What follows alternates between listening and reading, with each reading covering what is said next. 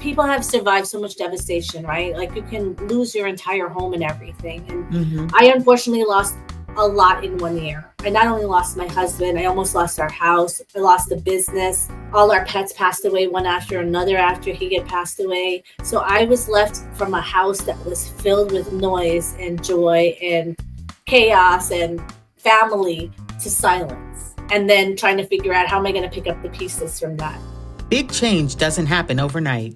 Sometimes it starts with a single step.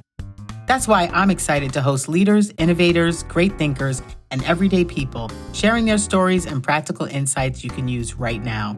Wherever you are in your journey, whether you're just starting out, looking to make a pivot, or ready to reinvent yourself, you'll find both information and inspiration right here. This is Giant Steps, and I'm Leilani Brown. Good morning and welcome to Giant Steps with Leilani Brown. I am so excited to talk to our guest today, Sabena Miller, from the trading floors of the New York Stock Exchange to running her own business and through unimaginable personal loss, including the death of her husband during COVID. My guest today, Sabena Miller, has faced what most of us can scarcely imagine, but she has rebuilt her career, her life, and her sense of purpose multiple times, blending corporate expertise with entrepreneurial creativity every step of the way. Along the journey, she's helped fix broken corporate systems, built and sold businesses, navigated multi-million-dollar medical and personal crises, and emerged stronger every single time. I can't believe we have the opportunity to talk to Sabena today. Welcome, welcome, welcome to Giant Steps with Leilani Brown. Thank you very much for having me. I appreciate it. I'm so excited to talk to you, and I'm sure that you've lived from the description, and I didn't even include them all, a full lifetime at this point. It does feel like that. I am very thankful for the journey I've had. When you look back now from all the experiences you have in the past, it's very rewarding. At the time, you never know what's really going on, but you start to see how your life starts to paint a picture. Yes, and there's some connective tissue when you go through it. It's interesting because I think at this time when so many people are feeling enormously under pressure, right? Mhm. A story like yours can offer us perspective that there's life on the other side. So I let's love that. talk about where you were though at 17. Tell me about Sabena at 17. Where did you grow up? A little bit about your background. What were you studying? And what did you think you wanted to be or do as you emerged into adulthood? So I will tell you, I'm going to start a little bit before 17 because I think it kind of lends to who I am. By the age I was 13, I was already like applying at colleges, and I had in my mind already an entrepreneur spirit. I thought I was going to own like 10 different types of businesses, a gym, a salon. I was going to conquer the world back then. And when I was 17, life took different turns for me, and I ended up on my own. And so I had to kind of adjust and pivot, but I always kept a mindset that I never looked at my circumstances or where I was at. It was looked at what I wanted to achieve. So nothing seems impossible. And you know, at that age, it's a time when you're always like, there's nothing you're scared of. You can just go after everything. And it's hard to keep that mindset as you get older, right? Because things hit you and you have to pivot. So I will say, at that time, my mindset was that I was going to work in the fashion industry. And that's where my heart was at. And that's what I ended up starting to do. I went and worked at a showroom and just doing receptionist work. And then everything led to something else. Mhm. And that's where I kind of found out that I had a strength in computers, in training, in understanding programming and languages that I didn't even understand what I was doing. I just knew to hit the right keys and this would happen. And Yeah. so I started finding my way through that. So you started your work life as a receptionist in New York Mhm. City. How did you find that role and what did it teach you? So when I got the job in that field, it was that I wanted to become a buyer for a showroom. And so it taught me a lot about administrative work. It taught me a lot of different tools and applications I had to use and administrative functionalities.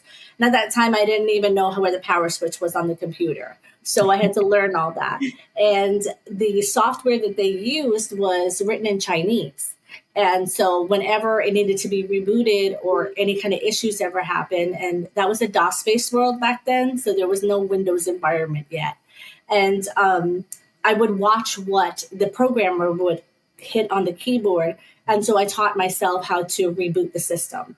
And so he was the one that made me recognize that I had a very good talent for programming. But I never really thought of it as like a career for me because I didn't have a degree. I wasn't an AB student. And so I didn't look at it like that. And even then, I never really looked at the education part as something to hold me back. I figured when I figure out what direction I wanted to go, I would then get myself educated more in that area and go after it.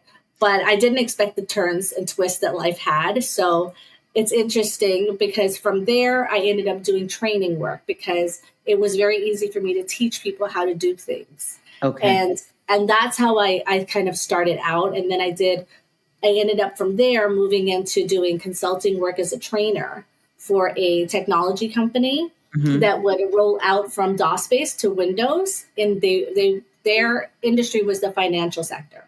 Yeah, so who would have thought that your inability to read a manual in Chinese would have ended up twisting and turning into a training consultant working for the New York Stock Exchange? How did that opportunity come along? So I decided that I was doing consulting work as a trainer, and I decided I wanted to open up a actual training facility in a small town called Patchogue in New York, because I lived in Long Island at that time. And when I went, I didn't realize that's the part with the education I didn't have, right? Was understanding there's now 2 rents to pay, operating expenses, and all those good stuff. But I didn't see that. I just saw an empty space. I wanted to train. So I went and I stood in front of the building and I was like, I would like to open up a training facility and do something here. And this gentleman came outside of the building and was like, hey, you interested in that space? So we started chatting. Didn't end up knowing that he ended up being the owner of the building. Okay. And he was like, how much do you think that you would want to pay for that? And I was like, I don't know. I probably like $600 a month. And so he gave me the opportunity. And then I opened up this training facility.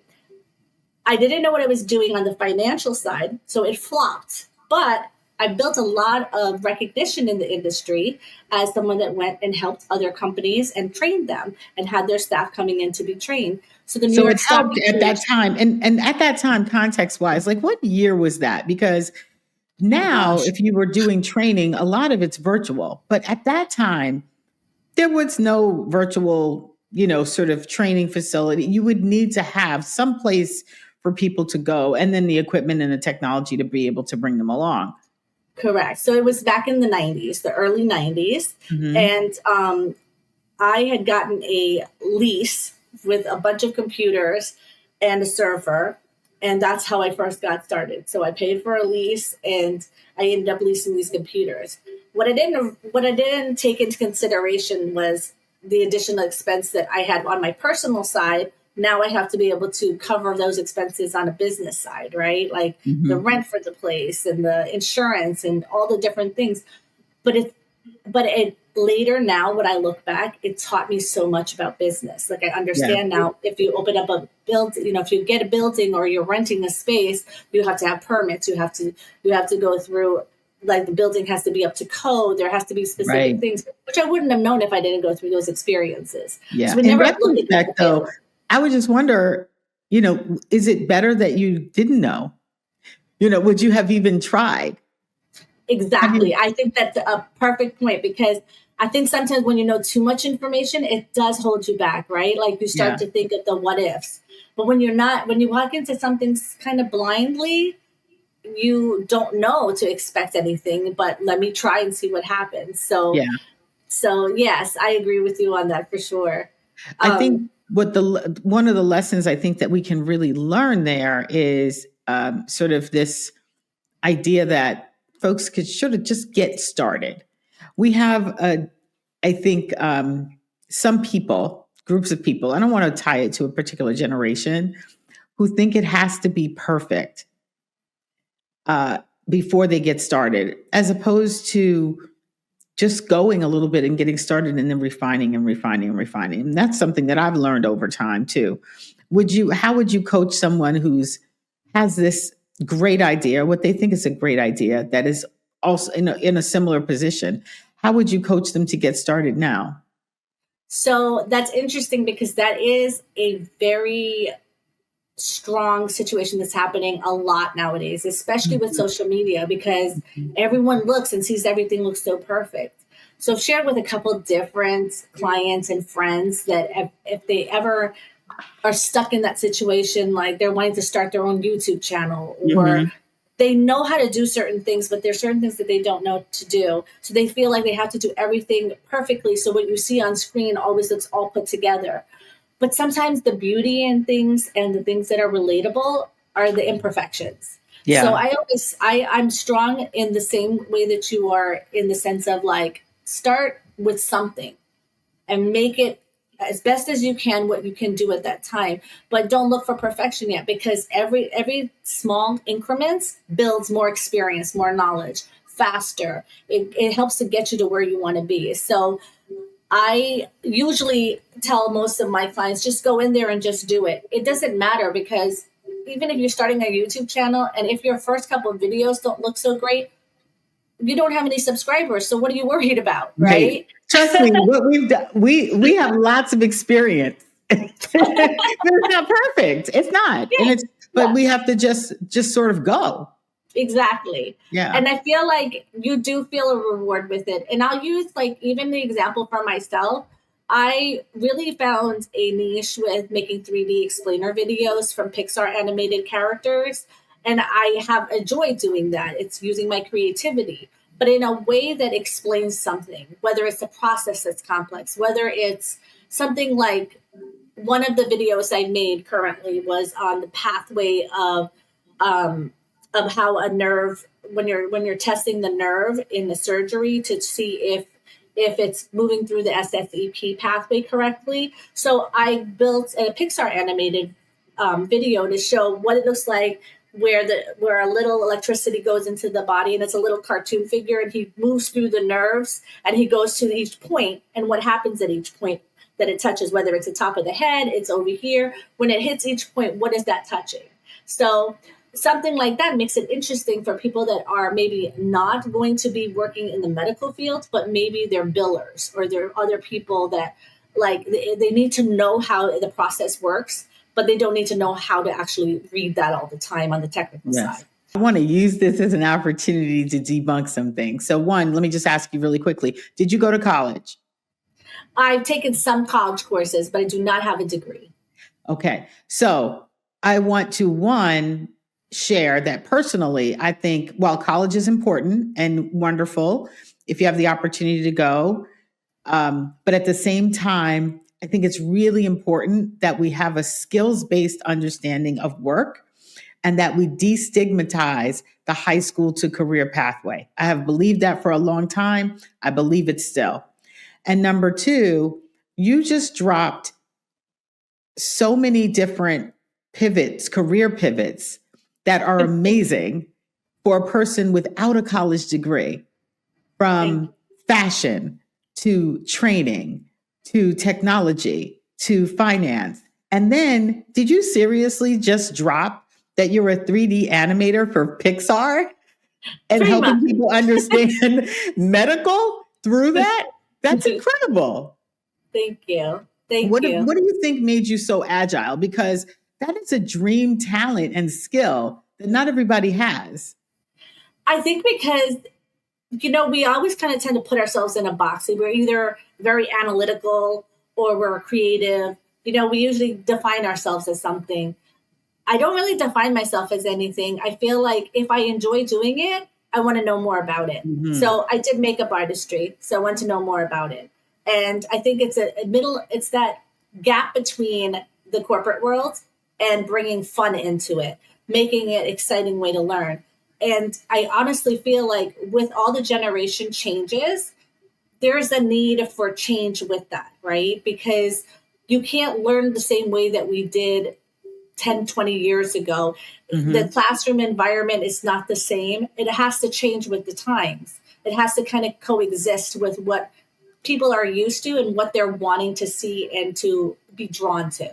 Yeah. So I really feel like that's why I love the blends, because I feel like there's always a time where you can blend the things that you enjoy doing with the work part of it. Now, how do you figure that piece out is the key. And I think a lot of it is not overthinking it, right? It's always easier to go to someone's house and clean their house than it is to clean your own house. It's the same thing. I feel like even when you're trying to figure out what you want to do, it's always easy for you to see, oh, that person's so talented in this. They Right. really have strong things in this area. But when they're trying to figure it out, it feels like so clouded. They don't know what Right. they're really good at. What is that niche called? So it's helping to be able to figure out, what do you like to do? What are you good at? And now how do you blend the two together? Some of these opportunities or things have been entrepreneurial, and some of them have been, jobs for hire, but they've been different. What do you communicate when you're on an interview that convinces an employer to hire you from going from one particular field to the next? And the reason why I ask that question is because I know that there are a lot of people who are thinking about shifting and changing lanes. What can you share about your ability to convince someone that the transferable skill you have in this industry is applicable to another industry, or that you can grow into a new opportunity? And curiosity is not enough, but how do you convince them? I want to say, because I've worked in consulting for a very long time, a big part of consulting is understanding other people's industries and how they Mm, work. And for me, whether I was looking for a position as an employed position for a W-2 employee or a consulting, I always was very upfront as far as my background. I know my value, I know what I bring to the table, and I'm not afraid to share that, but in a confident way, not a cocky way, right? Like, mhm. I have to be able to tell you, if you're telling me this is what the position is, I need to give you that feeling that she can handle this position. Right. And or is she going to get bored with it because it's too, you know, she's already past that level of experience that this might be a little bit too boring, so maybe we'll overlook her for this job. So Mhm. finding what is unique about it and why I want it. So I'll use the example of the company I work for currently as a full-time employee, right? I'm an RCM educator and trainer. Now, I have long years of experience in training and developing and building departments. But Mhm. what intrigued me was where I am in my life right now. And I wanted to really focus on training and education. I've already done the consulting stuff. I wanted to do more on speaking, different areas where I want to see where I'm at. So I came in with the mindset that I don't even know what RCM stood for at the time when the Mhm. position was available. So I do my homework. You go and you find out about what that Right. information is. That's a big part of it. And then Yeah. once you do your homework, and then when you present yourself, you have to sound confident. You have to be able to understand, like, I didn't even know what IONM was until I worked at the company. But I that don't think anybody listening knows what that is. What is that? it's intraoperative neuromonitoring. And Thank you. and so basically, it's just basically the technologist, and there's an interpreting physician that while you're in surgery for spine or brain or specific types of surgery that require you to have your nerves being monitored to make sure that you're not getting nerve damage or anything like Okay. that. Well, So that is good to know. yes, they're very important people. So Yes. it's connecting all of that. But I feel like I feel like the consulting part is what helps you to be able to draw to any industry, is what I'm trying Yes. to get at. So I think if you do your homework, you'll be able to figure out how that works with whatever industry it is you're trying to get into that you've never worked at before. And I Yes. think a lot of it has to do with confidence and being able to know what are their actual pain points, because it doesn't matter what the industry is, everyone has about the same types of pain points. It's just how do you navigate that pain point and the Yeah. solutions for them for that specific industry. And that's the Yeah. key on understanding. We started this conversation talking about you at 17. We do field some questions coming in from audience members or listeners. And I have a question, Okay. two questions actually. So one is I'm a high school student, and the problem I have right now is I don't know what I want to do or major in. So that's one question, and I'm going to combine it. And another one, I think this is a college student. My parents are pressuring me to make up my mind, but I'm afraid of choosing the wrong career or major. Would love any advice. So those are two very real questions to be asked. Yes. I will say for the first question on the high school student and wanting to know what they should major in. I wanted to major in fashion when I was in high school. I was going to school for cosmetology whilst I went to high school, and life took me different ways. So just, I would say again, it's that don't put that much pressure on yourself. Wherever you're Mm-hmm. at that time, whatever you enjoy doing, go to school for that if that's what you want. Because later in life, you never know if you'll use that skill again. It might be your backup plan. You have no idea what life is going to hit you with yet, right? Right. And so I can say that going to school for cosmetology 30 something years later, I ended up being a spa at one point, Mm-hmm. and I did makeup artistry work at one point, and it was more for fun and a passion project than it was anything. But it also became a career at one point as well. Yeah. So you never know what you do, and I don't think there's any straight narrow direction. So I'm in agreement with you about the whole going from high school right to college, because you don't even know who you are yet, right? You don't Right. know what you really like doing. But for some people, that's how it is for them culturally. They go to high school, and straight from high Sure. school they go to college, and then they go to get married, and whatever else they go into their career. But as far as the college student question, your parents are pressuring you to make up your mind, but you're afraid to choosing the wrong career path. There's no right or wrong. Do what Mm-hmm. where you're at right then. What do you enjoy doing, and learn from that. My advice is, if you have to go to college and you don't have a choice in the matter at that time, and like as far as like making a decision to go work for a year and try different things, or if you don't have that opportunity and you are required to go to college, then I would say go for a degree that kind of lends to whatever where you're at that time, because you'll be able Mm-hmm. to use it somewhere along the line later in life, whether Yeah. it be for your career or for a side project or something you will get out of it. So Yeah. that would be my My answer. sense is that a few things. I do agree with you. Careers they run 40 to 45 years. Yeah. And so within it, right, you're going to have a lot of different chapters in that book. And hopefully you have enough curiosity, which is something you pointed out, but agility to be able to move and reinvent yourself. The other thing is there are probably jobs that exist today that didn't exist 20 years ago. I'm certain of it. And there are jobs that will exist 20 years from now that don't exist today. Correct. Yeah. And so you want to allow for enough flexibility in that too.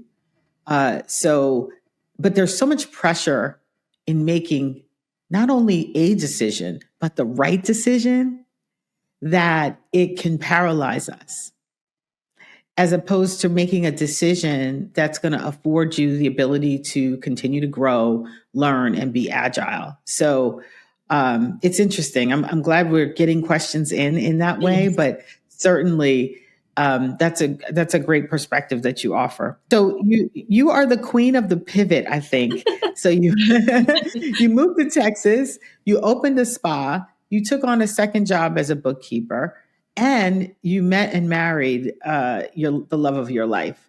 Tell me about that transition, and how much courage did you have to muster to make this big change, to move and open and create and start. I mean, that's kind of a big deal. I have a very strong faith belief, so I will say I will start with that.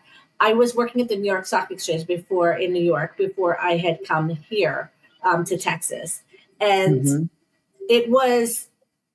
I didn't really want to leave. I wasn't sure yet if I wanted to leave, so I kept kind of bargaining with God. I want to say it like that because I would be like, okay, if the contract doesn't renew, then I'll move to Texas. And the reason I Right. chose Texas is because my grandfather had moved to Texas and I'm very close Okay. to him. And I wanted to Hmm. be wherever he was at in close vicinity. And my parents also lived in Texas. So he was moving to live closer to them. So it was family reasons. I was never afraid to try anything. I was very, I think it's something that I learned about like survival since I was younger. Hmm. So it was just a natural instinct. Whatever I want to do, go after Okay. it. If you fail, you will pivot and you will figure out something different Right. or another door will open. And I feel like that's with everything.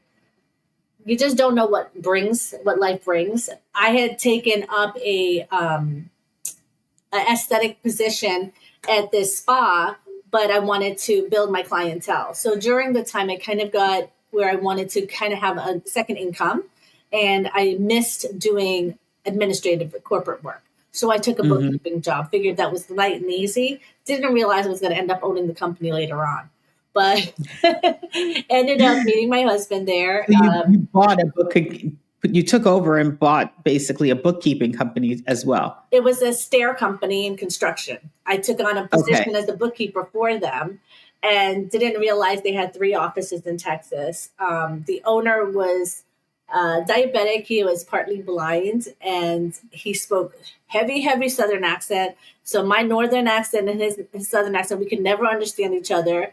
So we had a lot of fun.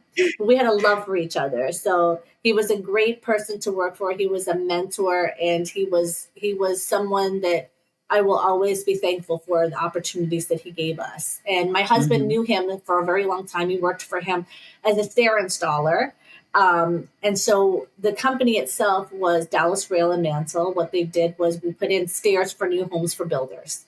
And so Hmm. any new homes that were being built, we put in the stair systems. And boom, construction boom, pre-COVID, and so much building. Yes. Everything's bigger in Texas. Yes. Was your husband working for the company at the time? Yes, that's how I met him. And then when I Okay. met him, he was already working in the office and he was running the office. He handled all the Hmm. architectural part and the bids and the pricing. And I came in to do the administrative stuff and the financial end of the company. And that's where we did a lot of cleanup together. And that's how Hmm. our friendship grew. And then, we ended up getting married and that's how, we ended up together. So Listen, you spend so much time at work and you meet someone, that's one of the ways you get to meet people. it is, and it's funny because like he asked me out like 3 times, and I acted like I didn't understand what he was trying to do because I was like, I don't want to mix business with work and with pleasure and stuff. So I was like, I never know, what'll happen, but I guess that was. I guess God had other plans for me, is all I could say on that. but we ended up running the company. Then we had 2 other locations. We had an office in Austin and San Antonio and in Dallas. And so Okay. we primarily worked out of the headquarters in Dallas until later on we ended up traveling between all 3. And so we grew the Hmm. business to about 7 million a year in sales. And it was a very, very good business. Congratulations. Thank you. And we, at that time, we had about 20 employees and helped so many people's families, and we were very family oriented. Like our employees were not employees, they were family to us. So Hmm. that was a good thing and a bad thing at the same time. I'll say that because when your heart is Yeah. that invested in something, sometimes it's hard to let it go when you think that when the right thing to do is adjust and change. When emotions Hmm. involved, it's not that easy to make, right? Those decisions. So Sure. you don't always make the right choices. And so for us, Right. we were led by our hearts in some decisions that probably would have been better if we didn't lead that way in that Yeah. time. And then What COVID did hit. you learn? What did you learn about mixing business with pleasure and, being in partnership, a life partnership and also a business partnership with your husband? I have to say, we were one of the lucky ones. We had a balance between each other. He was more of the quiet thinker type. I was the more figure it out solutions, let's do it now type of person. So we balanced each other.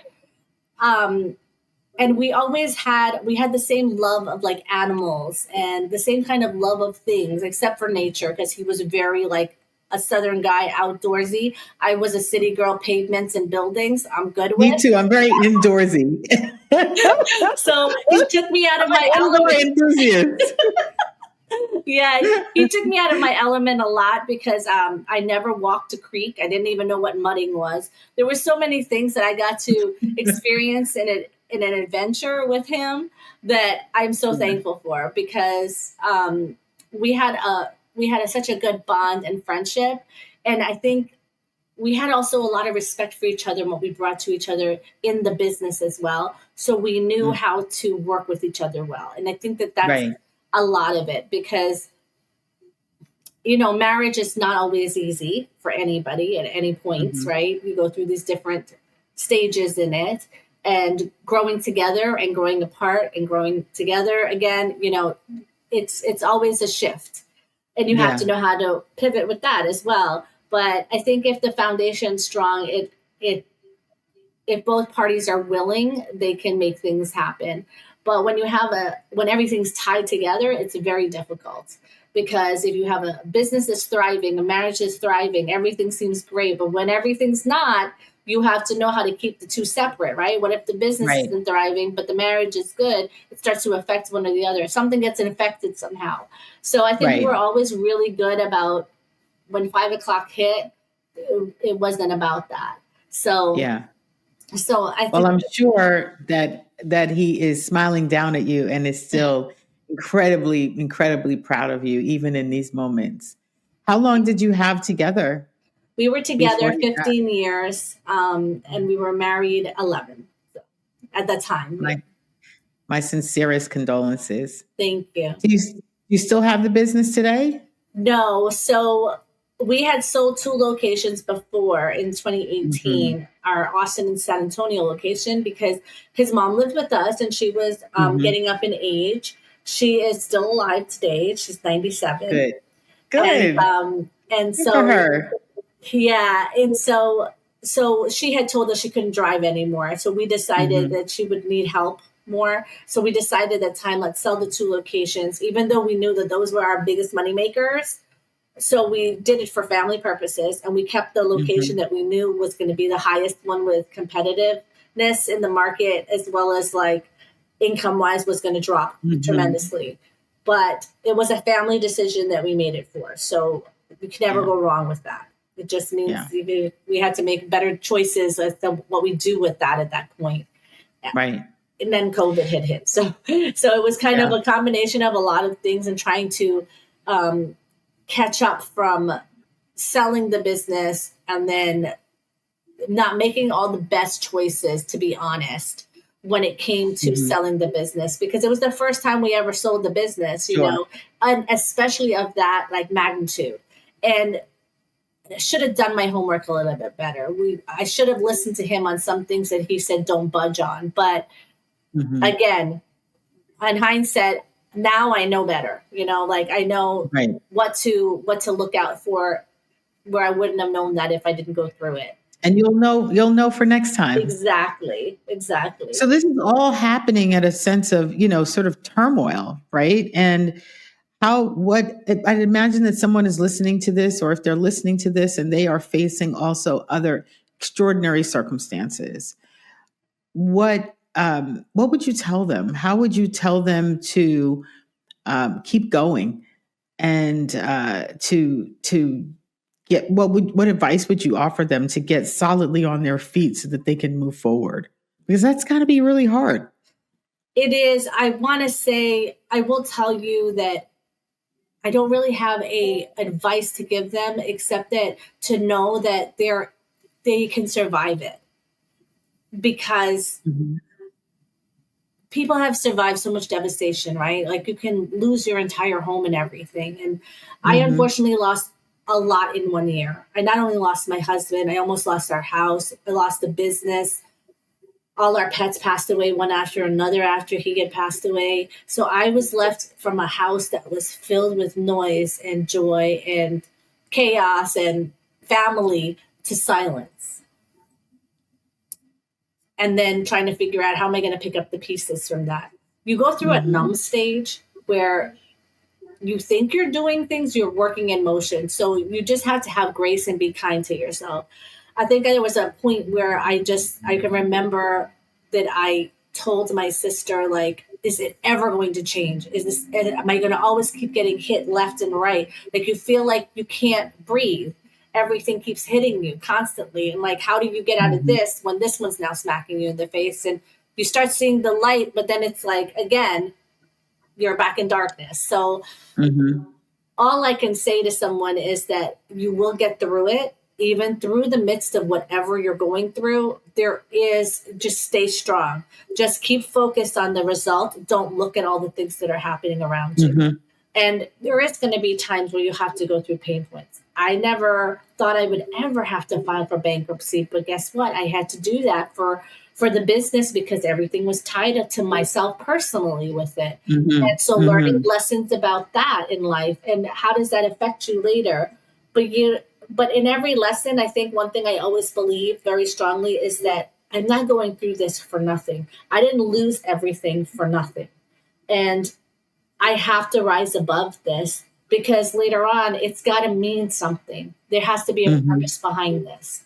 And so I feel like that's part of where I'm at right now in life is my purpose is helping people figure out how to get through things and how to see the value that they bring for themselves and for the things that they want in life. Yeah. So, and you don't do all of that at one time, right? No. I mean, you kind of have to pull yourself out of it.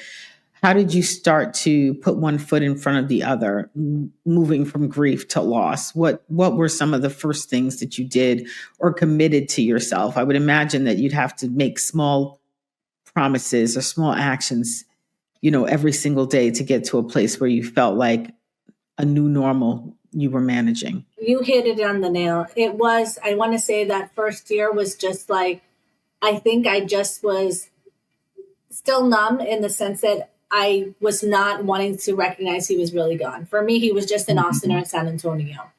But I wanted to, one of the first things I did do was try to figure out who am I now without the schedule and the routine that we had. How do I change that up? But I didn't think it like that. I just said, what do I like to do? What things work for me to release my emotions and to get things out? So dance was one of it.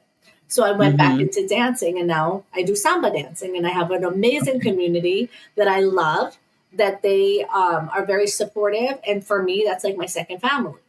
Did not expect that to happen, at 54 so years small old. Activities, a little bit of joy, building community. And it will start to click. It will start to click. Things will just start to come in motion. Just allow yourself to open that door. And you have to allow yourself to grieve. Grief is not linear. It's a wave. Right. You can do really well one year and the next year you're going to feel like you can't breathe. And then the next year you'll be okay again. And it goes through these different stages. And there's not one year for everybody that's the same. A lot of the people that I do know that have lost their loved ones, especially like their spouse or something, their significant person, it's the same thing for them, but their journey was different than mine, But there's an understanding, I think, that we all feel in the same way. It's like you just have to just don't give up and just find things that will bring you joy. Things will come together slowly. Your schedule will become a new schedule. Things will, we talked about even like with perfection. There is no like perfect antidote for this. There's no direction perfectly to give someone. Every day do something, whether it's to take a walk around the block, change up something that you don't normally do, put yourself in environments that you would normally not do. You only have one life to live. And I think after you see life pass by right in front of your eyes or not turn out the way that you want it to, you can quickly start to see how precious it is and why not just give it a shot? Try something you would never try before, even if you're scared to do it. What do you have to lose? Yeah. So I want you to talk to, as we wrap up, talk to 17-year-old Sabena from where you are now. I am so And very thankful to myself. tell her some things. I am very thankful for that person that started the journey at 17 years old on my own, because it made me resilient to so many things. It made me learn to pivot and to not get knocked down no matter what life threw at me, and to see the beauty in life and the beauty in people, because people can let you down, but it's how do you not get to that place where you feel bitter, right? And then, because that happens to some people. So I always kept that mindset that there's always something, that there's always somebody hurting or going through something that sometimes causes that. So I am very thankful to myself at 17 for everything that I have was able to endure because of the resilience that I had back then and being able to rise above. And look at you. Look at you at the midpoint. You've accomplished so much and still have so much more runway. Sabena, thank you for joining us and sharing your story and hopefully offering a word of encouragement to anyone that's listening. Thank you so much for having me. I appreciate it. This podcast is a production of Giant Steps, LLC, a company working at the intersection of strategy, culture, career, and education. I'm Leilani Brown, CEO and host of the show. Many thanks to Jaira Michael, our executive producer, and S. Maxwell Brown, producer and editor of this episode. You can learn more about our company at giantstepsllc.com. We hope you enjoyed this episode and others. Please be sure to follow, like, and share our show far and wide. Thank you for listening.